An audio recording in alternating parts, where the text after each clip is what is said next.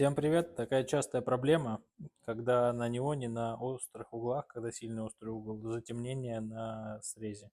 Сейчас покажу. Значит, вот такие острые срезы на букве А, примерно сантиметра по 3. Сейчас убавлю экспозицию, чтобы было лучше видно. Я специально вставил, но я уже сделал. Если видите, этот уголок черный. Мы это делаем таким образом, чтобы этот уголок светился полностью.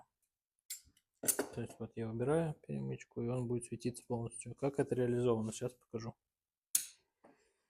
Собственно, если посмотреть на неоне, на ответном, мы убираем светопоглощающую часть, оставляем рассеиватель. То есть такое делаем как бы окошечко до светорассеивающей части.